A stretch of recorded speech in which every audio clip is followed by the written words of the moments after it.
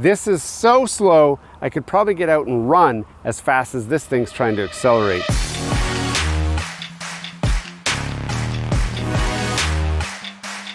Are you on the hunt for a budget car that won't break the bank and could be quite awesome? Maybe you want to consider this. Yes, this is a 2022 Kia Forte.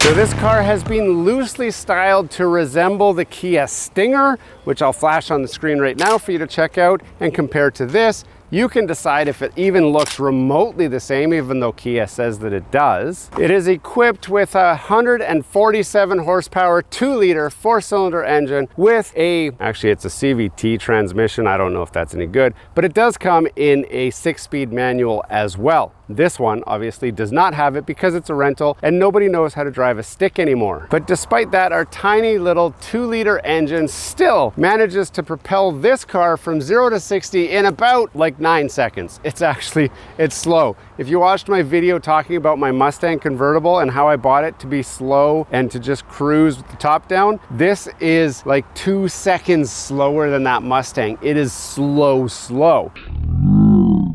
In fact, this is so slow, I could probably get out and run as fast as this thing's trying to accelerate initially. But even despite the slowness of this car, it still looks really good. It's really peppy to drive and it's fun. Now this comes in a few different models. This one is more or less the base model. It has standard inside interior features, which we'll cover on our road trip and when we get onto the interior. But exterior, it's got some sweet LED headlights. It's got a little bit aggressive styling. It's got the sweet new Kia logo. It's got some really boring 16-inch wheels, which, you know, the Kia tries to make them look cool. They are alloy of some sort, probably alloy steel. They probably weigh 100 pounds each. This one obviously is in one of my favorite colors. It's a beautiful white, which looks great when it's clean and when it's dirty because, as I talked about in a different video, white cars always look way cleaner than any other car. This is a 4-door model, as you can see here. It is a full-size wide opening door with plenty of room for adults in the back. This car has what Kia calls the cab rearward styling, and what that means is they've taken the whole cab of the car, shifted it backwards to make the nose a little bit longer, and that makes the car seem more like a fastback, more aggressive styling like some of those fancier cars that you've seen without the fancy car budget. Tell me what you think about this in the comments. Did they nail that kind of fancy design, or does it still look like just a budget piece of crap Kia? Now we can move on into the interior and have a look at what sort of features are inside there. Again, keeping in mind that this is a budget car, so you're going to be surprised at what's in there.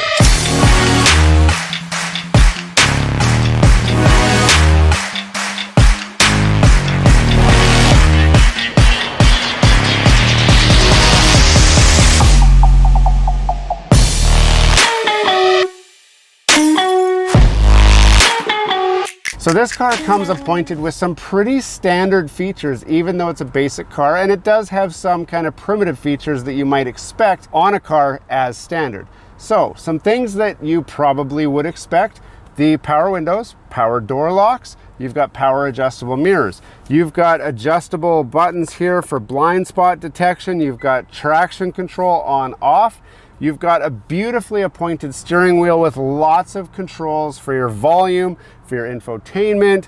You've got a lot there, and it's done in a simple way that makes it very easy for you to just see what you need to do and do it. The gauge cluster is very basic. It's got analog gauges. It's got your tachometer and your speedometer as standard gauges. It does have an LCD screen in the middle, which allows you to see kind of some updates on what the car is doing. Moving along to the middle, we've got this beautiful infotainment unit, which we'll talk more about while we're doing our driving impressions of the car, but it is there and it looks great. Some things that might surprise you: this does not come with an automatic climate control. So it has the old standard heat cold adjuster, it has the standard fan, low, medium, high, and it has a standard dial for your defrost or your vent or what have you. It does have heated seats though. So it's got cloth seats, which are made of a durable material. They are heated. It has a heated steering wheel, which is a vegan leather wrapped steering wheel, which again, we'll talk more in depth on the in-car driving impressions. Because it's got the infotainment center, there's this giant screen on here, so it does have the ability to have a backup camera. This one does come with the backup camera, and I imagine all of them do, but overall it's kind of advanced basic, I guess is the right word for what this interior has. But I'm sure I've rambled on long enough about what it has and what it doesn't have. You want to see what I think while I'm driving this car, so let's jump in, let's take it for a drive. So obviously you want to know what it's like to drive such a remarkable vehicle. Well, the first impressions with this, it's actually a very sporty car. I know it doesn't seem sporty because of the specs of the car, but it is quite sporty. Now the engine, it only makes 147 horsepower and it is slow by all standards. So we already talked about how this car does 0 to 60 in like 8.7 to 9 seconds. It's actually really slow. They've actually made it really fun to drive. So I could be driving along, I put my foot on the floor, and it downshifts and then takes off. And my car is now freaking out at me because I'm accelerating right into the back end of the car in front of me. Now it's got some other really neat features that I'm gonna show off right here. And that is, so number one, it's got this drive mode. So I can switch between smart, I can switch between normal, and I can switch to sport. Now I currently have it in sport, and immediately my revs go up as soon as I flip it into sport. So it keeps it in a higher rev range and just makes it that much more exciting. Now if I put it to normal, we'll just drive responsibly for a bit. I'm just pulling up to a light, so this is a great time to talk about the stereo. This has a huge infotainment center here. It does support Android Auto and Apple CarPlay, and it supports it wirelessly. Now this system is very similar to the Hyundai system, which I reviewed in the Hyundai Palisade that you saw me do last year sometime. It is a very, very similar system. It is extremely easy to sync with your car, and it puts everything up here where you can reach it. The guy who designed this car is actually the same guy that made the Kia Stinger. And if you've seen the Stinger, well, I haven't done a review on the Stinger yet, but if you've seen the Stinger, there's a lot of features in the interior that are very similar to what the Stinger offers. For example, the infotainment center is straight from the Stinger, as well as the dash vents. And they say that the exterior is loosely styled after the Stinger. I don't personally see it, but you know, I guess some of the lines are there, and it would make sense because the guy who designed this Forte is also the guy who designed the Kia Stinger. So it would make sense, I guess. You know, maybe there's a little bit of similarity there. But something else that's really cool that I want to show you about, it's got this. So if I push this button, this is the lane assist. So I can actually let go of the steering wheel and the car will drive itself. So if I wander out of the lane, you can see there I'm not wandering out of the lane, and now it's bringing me back in, and it'll just kind of bump along the sides of the lane on this side and that side. It's kind of self-driving, like you don't have to have your hands on the wheel. I can set the cruise control as well, and I'll set it to, I don't know what the speed limit is here, I think it's 70. Now you're gonna see as I go through the intersection, as soon as it loses the lines, it tends to wander a little bit more and then it'll jerk back. It wasn't as pronounced that time, but I have noticed it's not like full self-driving mode, but you can see, oh, now it's freaking out. Keep your hands on the steering wheel. Okay, hands are on the wheel. There you go, good, happy again.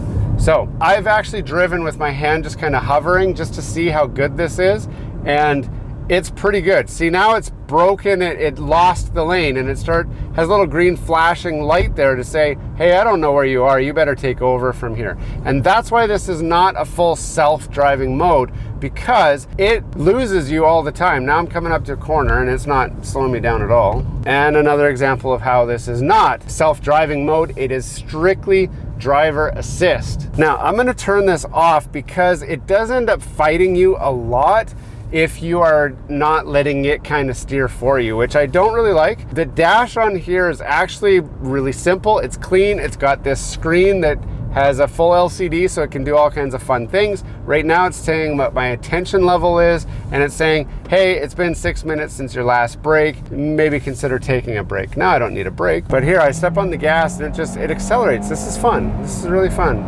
And it shifts through the gears. Now you can get this in 2 models. You can get the 147 horsepower model like I have here. It is not fast. It's built to be good on gas. It's a 2-liter 4-cylinder standard. We've been doing 2-liter 4-cylinders for a lot of years, so there's nothing groundbreaking here. They do offer a turbocharged model. I don't know if you can actually get it in Canada, but if you can, it's just over 200 horsepower, and it'll do 0 to 60 in 6.5, 7 seconds. So it's a little bit better, but it's still not gonna be as fun as some of the other cars out there that are faster. It is a front-wheel drive, so it will offer a certain amount of stability and reliability through the winter time, which we have in Canada a lot, but it also means that it's not quite as fun as for those of you who are like, you know, die-hard sports car enthusiasts. This is not a sports car. It's a sensible car that you buy when you need to get from here and there. It's got a full-size back seat. It's actually got a lot of space back there. I've fit full-grown adults in there without a lot of issue. This is one of the more base models, so it has a interior cloth seating, but it is heated seats, and it does have a heated steering wheel.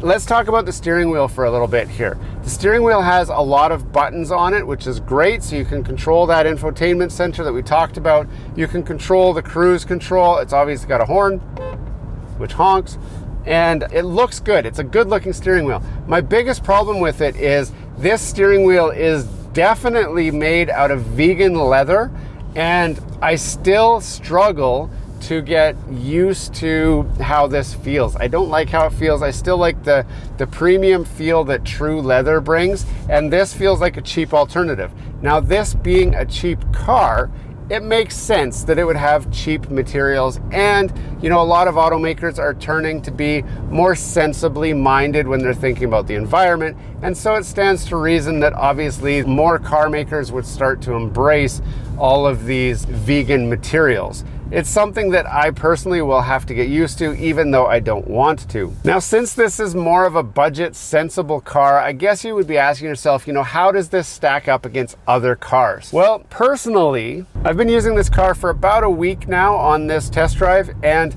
I actually really like it. For what it is and what it has, I like this car.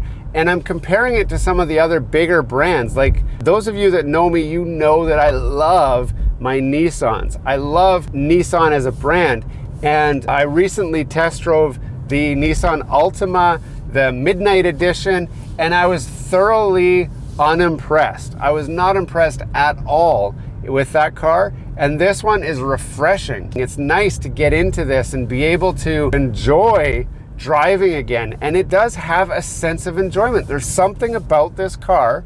It has captured kind of this fun energy, and it's very prominent. Like, you can feel it. You can feel the fun energy while you're driving this car. I really, really like that. So as far as downsides on this car, what don't I like? I mean, there's a lot of car here to like, but the one thing that bugs me on a lot of cars is this does not have the 12-volt auxiliary plug inside here. So for me especially, I've got a lot of these battery packs that I need to charge to bring you guys these videos. So I tend to plug those in here where they're out of the way, and it just keeps a little bit cleaner kind of setup. And because there's only one auxiliary plug that I can find in this car, and that's right up here, and that's where I plug my cigarette adapter and then get the USB power required to charge my battery packs. Now, you obviously probably don't have battery pack charge, so you maybe aren't as worried about it as I am, but you probably have a cell phone to charge. You probably have other people with a cell phone to charge. And with only that one auxiliary outlet, it makes it very difficult